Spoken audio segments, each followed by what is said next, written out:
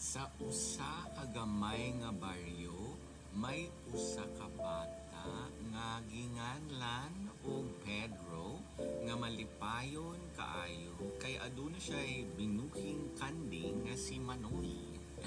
Kada buntag si Pedro ug si Manoy magdula sa umahan apan usa ka adlaw nawala si Manoy ug naguul si Pedro. Pan sa tibuok adlaw nga pagpangita nadungog niya ang usa ka katingad ang tingog gikan sa kalibunan ug sa iyang pag-abot nakita niya si Manoy nga nangaon sa mga dahon ug sa katapusan nalipay si Pedro kay luwas ang iyang higala nagtudlo nga ang tinuod nga panaghigala ay magkabilin bisan unsa pay mahitabo.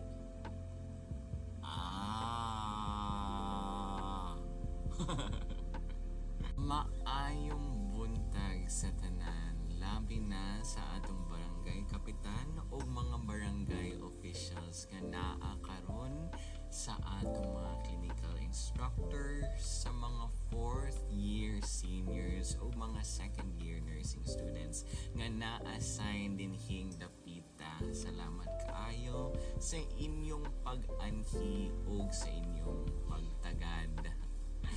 Mapasalamaton kaayo ko nga nag-ubanta aning orasa sa pagtuman sa atong programang Coastal Cleanup sa tema nga Environmentality Promoting Health Through Garbage-Free Seas. Hinaot pod unta nga kita makikhiusa sa pagbuhat sa atong buluhaton aron kita mahuman og sayo karong adlaw. Magpasalamat di ita sa atong mga clinical instructors nga maoy nag-uban ka nato sukad sa una sa atong mga programa. Pasalamatan po di ay nato si Kapitan sa pag-accommodate sa atua og sa iyang pagpakulam ka nato og gamit pod sa panglimpyo. Hatagan nato masigarbong pakpak si Kapitan ato pong pasalamatan atong mga kaugalingon atong pagpaningkamot sa mga buhato nato karong adlaw. Salamat kayo sa inyong pagtagad o paglimpyo karon manglimpyo na pud